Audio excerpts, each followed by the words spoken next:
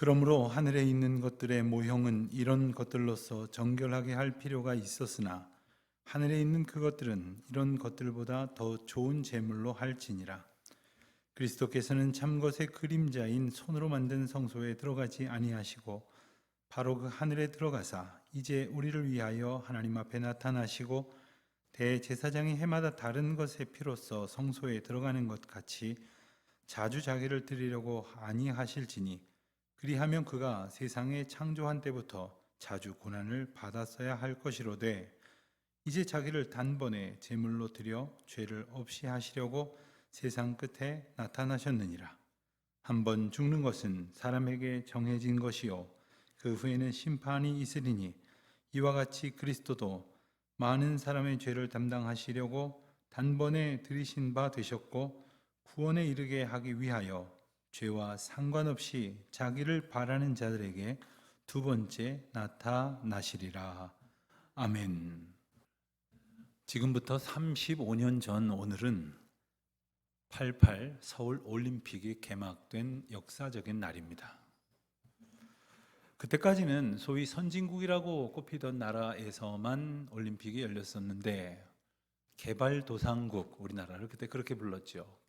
개발도상국 중에서 처음으로 올림픽을 개최할 수 있었던 우리나라는 그 기회를 통해서 세계에 한국을 알리고 큰 발전을 이룰 수 있는 매우 중요한 기회가 되었다고 아마도 모두가 동의하게 될 것입니다.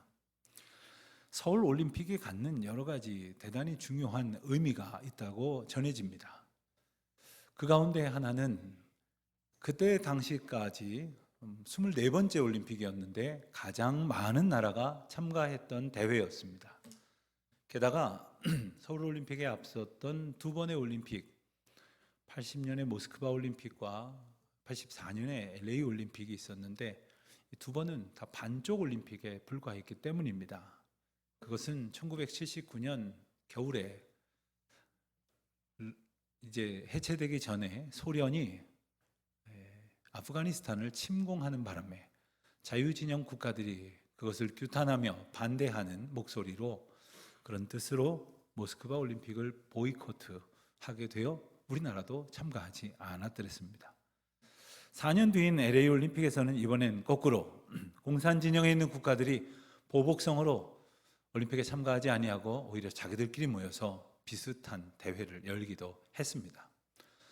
그러던 반쪽 올림픽 두 번을 거치고 나서 비로소 서울에서 이 모든 나라들이 모였다고 하는 것이 참 큰 의미가 아닐 수 없습니다. 서울 올림픽을 평가할 때 또 다른 중요한 의미 가운데 하나는 도핑 테스트, 다시 말하면 금지 약물 복용한 선수들을 잡아내는 그러한 발전이 획기적으로 이루어진 대회였다, 이렇게 꼽히는 것입니다. 그것은 이 도핑 센터에 참여했던 우리나라의 많은 과학자들, 의학자들이 정말 열심으로 준비했기 때문이라고도 말할 수 있습니다. 그 결과 우리나라에서 열린 올림픽에서는 많은 사람들이 도핑 테스트에서 적발이 되고 금지 약물을 복용한 것 때문에 기록이 박탈되고 그리고 메달이 회수되어지는 일이 있었습니다. 그 가운데 가장 유명한 사건은 지금도 올림픽 역사 중에서도 손꼽히는 불명예요 그리고 충격적인 사건이었는데 그것이 바로 남자 100m 결승에서 우승을 차지했던 캐나다의 벤 존슨 선수가 금지 약물을 복용한 것으로 드러났던 일이었습니다. 이 또한 우리나라의 요원들이 이것을 찾아냈다고 합니다. 벤 존슨은 약물 복용을 시인하고 소명할 기회도 마다하고 황급히 출국을 했습니다. 결과 그 메달이 박탈되고 그가 세웠던 세계 기록도 취소되었습니다. 정정당당해야 할 올림픽 경기에서 이 금지 약물을 복용했다고 하는 것은 결코 작은 일이 아닙니다. 게다가 여러 종목, 여러 시절을 막론하고 이 금지 약물을 먹었던 선수들이 그 이후에 더 좋은 결과를 낸 예가 없습니다. 뿐만 아니라 한평생 불명예를 안고 살아가야만 했었죠. 선수들이 적발되면 몇 년씩 출전이 금지되거나 아예 영구적으로 선수 자격이 박탈되어 이 스포츠계에서 축출되기까지 합니다. 하지만 그 정도로 죄가 다 치러지겠습니까? 사람들이 기억 속에 남겨진 그런 마음가짐이 어디 쉽게 지워지겠습니까? 죄의 대가는 그렇게 간단한 것이 아닙니다. 그렇다면 우리에게는 어떤 의미가 있을까요? 무엇보다 우리가 죄를 지었을 때에 어떤 대가를 치르면 그것이 다 지워질 수 있겠습니까? 세상 법의 처분을 받고 나면 그 죄가 다 사해지는 것입니까? 하나님의 자녀된 성도로서 살아가는 우리의 죄는 과연 어떻게 해야 해결이 되는 것입니까? 구약의 말씀을 보면 하나님께서는 이스라엘 백성들에게 이 죄의 문제를 해결하는 길을 이미 열어두셨습니다.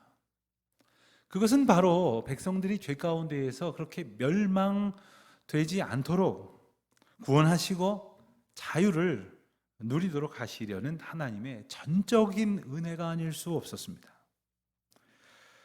그것이 바로 구약에 나오는 제사법이죠. 자, 백성들이 죄를 지었습니다.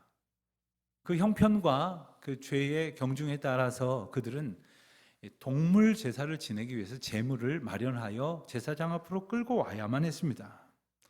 그리고 그 제사가 드려지는 동안에 동물이 다 죽는 것을 그 곁에서 계속 지켜봐야만 했습니다. 이런 일이 한 번만 있었으면 얼마나 좋겠습니까? 그리고선 또 돌아가서 다시 죄를 짓고 또 다른 제물을 끌고 와야 했고 또 제사장에게 또 제사를 부탁해야만 했습니다. 이것이 반복되고 또 반복되니 얼마나 많은 제물들이 다 죽어갔겠습니까? 또 제사장은 얼마나 많이 바뀌고 또 대를 이어서 교체가 되는 동안 그 제사가, 그 피의 제사, 불의 제사가 드려졌겠습니까? 무엇보다도 죄 지으면 동물 끌고 가서 제사를 지내면 해결되는 것이라고 생각한 그 어리석음과 완악함 때문에 속죄의 감격을 무디게 했고, 죄를 용서받는다고 하는 것을 형식적으로 생각하는 까닭에 그 생명의 은혜와 능력을 잃어버려 갔습니다. 그렇지만 하나님께서는 그렇게 제사의 은총을 꼭 붙들고 살아가지 않던 인생들을 내치지 아니하시고 불쌍히 여기시사 예수 그리스도를 이 땅에 보내심으로 단번에 그리스도께서 희생 제물 되시는 제사를 허락하신 것입니다. 하나님의 본체이신 예수 그리스도가 피 흘리시고 죽어가는 그러한 하나님 앞에서의 순종이 동물 제사와 비교할 수가 있겠습니까? 예수 그리스도의 보혈 덕분에 하나님께서는 더 이상 백성들에게 동물의 피로 드리는 희생 제사를 요구하지 않으셨습니다. 오직 그 십자가의 피, 예수 그리스도의 보혈을 믿고 그리고 그 믿음으로 살아가기를 소원하는 자들만이 하나님께 구원의 은혜를 얻었으니 그 구원의 은혜 가운데 사는 우리는 얼마나 복을 크게 받은 사람입니까? 이스라엘 백성이 제사를 지내려고 제물을 제사장 앞으로 끌고 갔을 때 제일 먼저 하는 행위는 그 제물에 동물의 머리 위에 손을 얹고 기도하는 것이었습니다. 그것은 나의 죄가 이 동물에게 완전히 전가된다라는 뜻입니다. 그리고는 제사장이 그 동물의 숨을 끊고 그리고 배를 가르고 그리고 피와 내장을 다 쏟고 그리고 각을 떠서 제단 위에 올려놓고 불 사르는 제사를 지내게 됩니다. 제사를 드려야 하는 사람은 바로 그 곁에서 그 장면을 계속해서 보아야 할 것입니다. 여러분이라면 그 순간에 어떤 생각을 주로 하시겠습니까? 시계도 없었겠지만 시계를 보면서 왜 이렇게 안 끝나나? 얼마나 더 있으면 집에 갈 수 있나? 이런 생각을 하십니까? 아유, 저 동물이 불타 죽어줬으니 내 죄는 사해졌다. 나는 이제 아무 문제가 없다. 이런 생각을 하고 있었을까요? 그러나 정작 그 가운데에서 서 있는 동물 제사로 제사 지내는 사람이 가져야 할 생각은 내가 죽어야 하는데 저 동물이 죽는구나. 내가 불타야 할 죄인인데 저 동물이 대신해서 죽었구나 하는 생각이어야 하지 않겠습니까? 많은 백성들은 제물로 바쳐질 짐승에 내가 값을 치르고 사왔기 때문에 제사장이 인도하는 대로 제사를 지냈으니 나는 할 도리 다 했고 나는 더 이상 죄와 상관없다, 이런 생각을 하며 살았기 때문에 그의 죄는 반복되었던 것이에요. 많은 이스라엘 백성들은 더 이상 그와 같은 제사를 지내지 않도록 하신 하나님의 놀라운 은혜, 즉 예수 그리스도의 십자가의 복음을 듣고 어떻게 했을까요? 그 길로 따르는 듯 했습니다. 그러나 그 중에 믿음을 저버리고 이전처럼 예수님을 알지 못했던 삶으로 돌아가려는 사람들도 적지 않았습니다. 여러분, 그때만 그랬겠습니까? 오늘을 사는 우리 가운데에서도, 우리 주변에서도, 때로는 우리도 예수 그리스도를 따르다가 말고 갑자기 어떠한 이유에서인지 예수님과 상관없는 삶의 자리로 돌아가 버리려고 하는 이들은 없습니까? 그런 때는 없었습니까? 만약 그렇다면 우리가 그 이유를 바르게 알아야 합니다. 오늘 본문에서 이야기하고 있는 믿음을 저버리려고 하는 유대인들의 경우는 아마 세 가지 중요한 이유가 있었을 것이라고 생각이 듭니다. 첫 번째는 로마 제국에 살고 있는 식민지 백성으로서의 정치적인 이유 때문이었을 것입니다. 물론 그들 중에는 로마 시민권을 가진 사람도 있었을 것이고, 그리고 자유를 비교적 누리는 사람도 있었겠지만, 그들은 황제를 신처럼 숭배하는 황제 숭배 사상이 만연되어 있는 로마 제국의 국민으로 살아야만 했습니다. 나는 예수 믿는 사람인데, 나는 하나님을 찬양하는 사람인데 그들이 살아가는 형편은 그러지 못했다는 거예요. 우리가 만나면 안녕하십니까? 저도 잘 있었습니다, 이렇게 인사하지만 당시에 로마 제국 기하에 살고 있었던 사람들은 황제에게 영광을 이라는 인사를 만날 때마다 했어야 했습니다. 너도 나도 볼 때마다, 인사할 때마다 황제에게 영광을. 황제는 신이었습니다. 그러나 신처럼 받들기를 요구되어지는 로마 제국 휘하에서 참 신이신 오직 예수 그리스도만을 나의 아버지 하나님으로 모시고 산다는 것은 결코 쉽지 않은 일이었을 것입니다. 두 번째 이유는 경제적인 이유라고 할 수 있겠습니다. 여러분, 세계사 시간에 옛날에 길드라는 것을 들어보셨을 것입니다. 중세시대에 있었던 상인 조합 같은 것이죠. 그래서 어떤 그룹 안에서 속하게 되어서 그 가운데에서 비즈니스를 하면 훨씬 더 수월하고, 그리고 서로 돕고 도움을 받는 그런 개념이었는데, 그 길드의 시초가 되는 것이 바로 로마 제국 시대에 있었던 콜레기아라고 하는 것입니다. 그런데 이것은 오늘날 우리의 의미를 조금 더 덧붙인다면 상조회 같은 그런 의미가 있습니다. 그래서 거기에 속한 사람들은 장사도 같이 하고 경제적인 이익도 주고받을 뿐 아니라 생로병사를 같이 하는 거예요. 그런데 예수 믿는 사람들과 황제를 섬기는 사람들은 그들이 바라고 구하는 것을 향해 절하는 것이 전혀 달랐습니다. 그러니 그 가운데에서도 예수 믿는 사람들은 은근한 핍박과 압력을 받았고 그들과 함께 있을 수 없는 그러한 지경에 서 있었을 것임을 우리가 알게 됩니다. 한 가지 이유를 더 든다면 그것은 바로 예수님이 겪으셨던 이유였습니다. 예수님이 오셨을 때 예수님을 십자가에 잡아 죽이려고 앞장섰던 사람들은 대제사장을 비롯한 바리새인들과 서기관들, 소위 유대교의 종교 권력자들이었어요. 예수님 메시아로, 하나님의 아들로서 많은 사람들에게 주목을 받고 그를 따르려고 했을 때 이들은 자기의 영향력이 적어질 것을 두려워하여서 예수님에게 온갖 죄의 목을 뒤집어 씌우고 십자가에 못 박았던 것입니다. 그런 사람들이 로마 시대를 살아가는 성도들에게도 다가가서 이런저런 압박으로 그들을 회유하고 그들을 괴롭혔던 것이죠. 구약의 율법대로 살지 않고 이제 예수 그리스도의 이름으로 살려고 하는 자들에게 그들이 가지고 있는 어떤 전통, 관습, 그리고 율법의 이유들을 들어서 그들을 괴롭혔기에 그들은 다시 예수 그리스도 생명의 이름을 떠나서 율법과 전통의 길로 회귀하고 말았던 것입니다. 히브리서 전체의 주제는 바로 이런 유대인들에게 예수님을 바로 알리는 것입니다.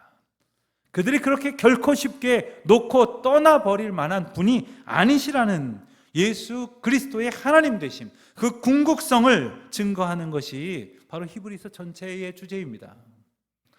우리 히브리서 읽으면 참 어렵다는 생각을 많이 하게 돼요.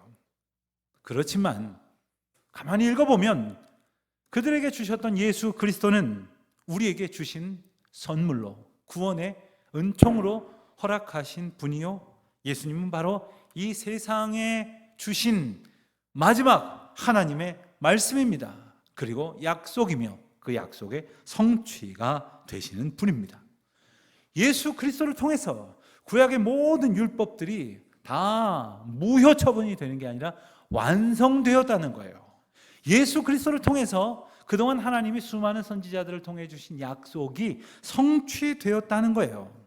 그러니 우리가 바로 그 예수 그리스도의 보혈만 의지하며 믿음으로 살다가 오늘 본문 마지막 절인 28절에서 약속하신 것처럼 다시 오실 예수님을 온전한 믿음으로 기다리기만 하면 된다, 이것입니다.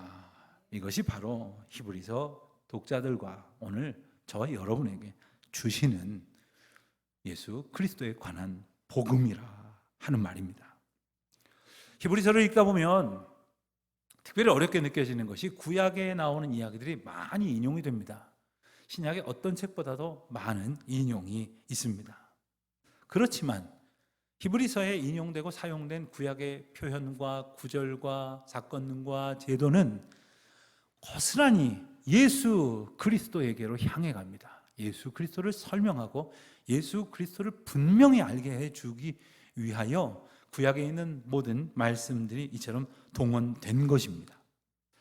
우리는 신약 성경을 읽다가 구약의 이야기가 나오면 오히려 어렵게 생각을 하지만 유대인들은 구약의 이야기가 나오면 더 친근하게 생각하는 법입니다. 그들이 살아왔던 이야기고 그들 조상들의 이야기이기 때문이죠.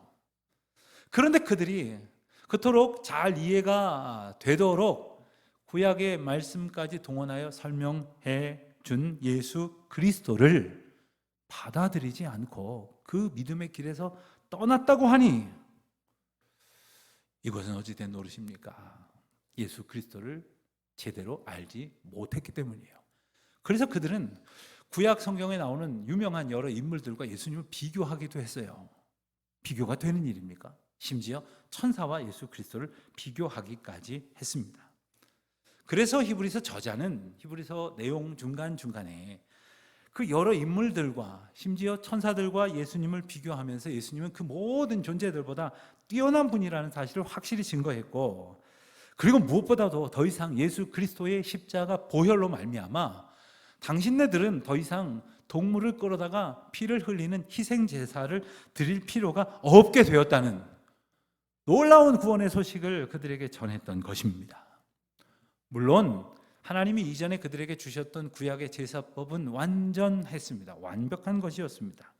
그 제사로 죄가 사하여지면 물론입니다. 그 제사는 하나님 앞에 거룩하게 구별되었고 영적으로 드려졌습니다. 그렇지만 문제는 그 자리에서 죄의 사함을 선언받고 돌이키는 인생들이 이제는 죄 없이 살아가고자 하나님만을 붙들고 의지하며 살지 않았다는 것이었습니다. 그러니 그들은 또 죄 짓고 또 동물을 끌고 오고 또 죄를 짓고 동물을 끌고 오게 되었던 것이죠. 하지만 우리 주님께서는 더 이상 그런 제사의 방식으로 죄를 면해 가는 것이 아니라 예수 그리스도가 십자가에서 피 흘리심으로 그분의 죽으심으로 모든 사람이 그들이 지은 모든 죄를 단번에 사하시는 놀라운 은혜를 베풀어 주셨다는 거예요. 이것이 바로 예수 그리스도께서 우리 가운데 오신 이유인데, 이 이유를 알지 못하면 우리는 예수 그리스도를 믿어도 사실 믿는 것이 아니고 안다 하여도 제대로 아는 것이 아닙니다. 예수 그리스도에 대한 진정한 갈망과 궁금증을 가진 사람들은 예수 그리스도에 대해서 묻습니다. 그리고 이와 같이 묻습니다. 그분은 왜 오셔서 왜 그 십자가의 형벌을 자청하셨습니까? 우리가 잘 아는 대로 그 이유는 바로 우리 자신 때문이었습니다. 그리고 27절은 그것을 분명하게 이렇게 설명을 하고 있습니다. 한 번 죽는 것은 사람에게 정해진 것이요 그 후에는 심판이 있으리니. 그렇습니다. 한 번 죽는 것, 그것은 사람에게 정하신 하나님의 법도였습니다. 그런데 문제는 하나님께서 죽게 하신 것으로 끝이 나는 것이 아니라 그 후에 심판이 있다는 것이죠. 죽음과 심판에 대해서 우리가 바로 이해를 갖지 않으면 주께서 인도하시는 길로 가는 것에 소망을 두지 못합니다. 로마서 6장 23절에는 왜 죽음이 우리 가운데 있는지를 일러줍니다. 죄의 삭슨 사망이요 하나님의 은사는 그리스도 예수 우리 주 안에 있는 영생이니라. 그렇습니다. 우리가 저지른 죄의 마땅한 대가는 사망이라는 거예요. 그런데 하나님이 주신 선물은 사망으로 멸절되게 두지 아니하시고 예수 그리스도의 이름으로 생명으로 옮겨지게 하셨다는 것 아닙니까? 죄를 지은 인생은 죄 때문에 하나님께서 우리에게 주신 형상이 망가져 갑니다.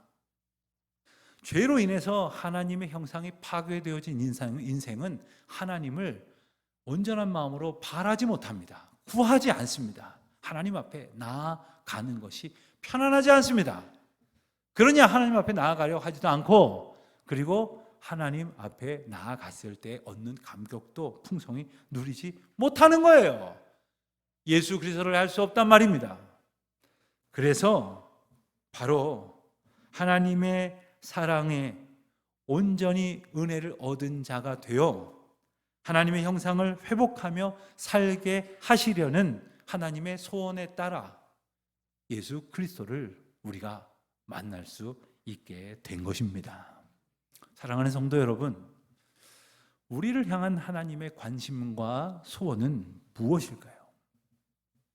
하나님께서는 마치 가정에서 자녀가 어디서 뭐하고 돌아다니는지 몰라서 걱정하시다가도 집에 들어와서 맛있는 밥 먹고 그리고 편안히 쉬어서 진정한 평강을 누리기를 바라는 것처럼 하나님께서도 우리 모든 백성들이 죄의 문제 앞에서 주님 원하시는 은혜의 방편으로 자유함을 얻고, 그리고 주님 앞에 나와서 주님과 동행하고 주님과 교제하며 주님을 기쁘시게 하는 삶으로 진정한 은혜와 구원을 얻으라고 말씀하시는 것입니다. 그래서 우리는 죽음과 심판에 놓일 수밖에 없었지만, 더러는 율법 타령하면서 옛 삶으로 돌아가 버렸지만, 오늘날을 살면서 예수의 길이 생명의 길이 아니라 세상 출세의 길이, 돈의 길이, 성공의 길이, 생명의 길이라고 생각해서 그리 때로는 되돌아가 버린 사람들이 있는 것처럼, 그래서 그 죄의 대가를 치러야만 했지만 주님은 우리의 죽음과 또 심판을 통하여 구원하시려고 우리 가운데 오셨다 하는 겁니다. 여러분은 어떠십니까? 죽음이 기다려지십니까? 물론 기다려지신다고 해도 더 빨리 오는 것은 아닙니다. 그러나 한 번 죽는 것은 하나님께서 정하신 것이라고 하셨어요. 그런데 주님이 정하시고 인도하시는 그 길로 가는 삶 속에서 난 싫다, 죽어도 죽기 싫다, 이런 생각으로 혹시 사시고 싶으신 것입니까? 어떤 돈 많은 사람들은 영생불사의 미몽을 가지고 무지하게 돈을 들이고 애를 써가지고 죽지 않는 삶은 없는지를 찾아보려고 하는 이들도 있습니다. 그러나 요한계시록 14장에서 주님 말씀하신 것처럼 주님 안에서 죽는 것은 복되다고 하셨어요. 할렐루야. 세상에서 주님 모르고 객사하는 것 말고, 주님을 아는 사람이 주님의 약속을 믿고 주님의 인도하심을 기쁘게 따라가다가 주님 부르실 때에 천국 가는 것은 복된 일이라고 말씀을 하십니다. 저는 한평생 귀한 일로 수고하시다가 생을 마치신 분들의 장례를 치를 때 보면 하나님께서 그분에게 이렇게 말씀하시는 듯한 느낌을 언제나 갖습니다. 얘야, 너무너무 수고했다. 그동안 내가 보낸 자리에서 내가 맡긴 일을 감당하느라고 너무너무 애썼다. 사랑하는 아들아, 사랑하는 딸아, 이제 그 수고가 끝나고 나와 함께 천국에 거하자꾸나. 이렇게 말씀하시는 것 같아요. 얼마나 부러운지 모릅니다. 이 세상에 사는 것이 얼마나 괴롭습니까? 우리 연세가 높으신 분들께는 죄송하지만 저도 앞이 잘 침침해서 잘 안 보이고, 그리고 피곤해지고, 그리고 옛날 같지 않게 이렇게 지치기도 할 때마다 나이가 먹는 것, 미안합니다. 한 번 더 죄송하다 말씀드립니다. 낡아져가는 것, 이것이 얼마나 행복하지 않은 것임을 잘 압니다. 그러나 주 안에서 살아가는 것 자체가 복이고 죽는 것 또한 복되다고 하셨으니 그 주님의 인도하심을 믿고 살아가는 길이 주께서 주시는 은총의 길이 아니겠습니까? 또 한 가지가 있습니다. 그것은 바로 죽음 이후에 있는 심판입니다. 주님은 심판을 통하여 우리를 구원하신다고 말씀을 하셨어요. 그러나 그 심판이 두려운 사람이 있습니다. 그 심판 끝에 멸망의 길로 지옥불에 떨어질 사람들이 아니겠습니까? 시험을 보면 합격자가 있고 불합격자가 있듯이 주님의 심판에도 그 결과가 분명히 있을 것입니다. 요한계시록 20장 12절로 15절에는 그 모습을 이렇게 묘사를 합니다. 또 내가 보니 죽은 자들이 큰 자나 작은 자나 그 보좌 앞에 서 있는데 책들이 펴 있고 또 다른 책이 펴졌으니 곧 생명책이라. 죽은 자들이 자기 행위를 따라 책들에 기록된 대로 심판을 받으니 바다가 그 가운데에서 죽은 자들을 내주고 또 사망과 음부도 그 가운데에서 죽은 자들을 내주매 각 사람이 자기의 행위대로 심판을 받고 사망과 음부도 불못에 던져지니 이것은 둘째 사망 곧 불못이라. 누구든지 생명책에 기록되지 못한 자는 불못에 던져지더라. 무서운 심판의 모습을 묘사하고 있습니다만 우리는 이것이 하나도 두렵지 않습니다. 왜냐하면 주님께서 우리를 생명책에 기록하시고 천국으로 인도하시기로 약속하셔서 예수 그리스도를 보내신 감격을 오늘도 누리며 살고 있기 때문이죠. 이 확신이 없으신 분이 있다면 이 말씀에 우리의 소원을 담아서 아멘 하시고 그 약속대로 살아가는 저와 여러분이 되시기를 축원합니다. 죄의 결과는 죽음에 이를 수밖에 없는 것이었습니다. 그리고 모든 인생은 이 심판을 피할 방법이 없습니다. 그러나 그 심판 때에 구원을 얻을 수 있도록 예수 그리스도는 우리의 죄를 다 사해 주시는 속죄 제물이 되어 주셨습니다. 그래서 우리는 불못을 걱정하지 않아도 되는 천국의 백성으로 약속을 받았고 주님이 재림하실 때까지 다시 오실 때까지 그 구원의 감격을 누리며 살게 하셨습니다. 이것이 가능하도록 주님이 우리와 함께 하신다고 말씀하셨으니 주와 늘 동행하는 기쁨으로 충만하시기를 바랍니다. 물론 우리가 사는 동안에 우리 안에 있는 죄성은 여전히 있을 것입니다. 우리는 숨길 수 없는 죄성이 있어요.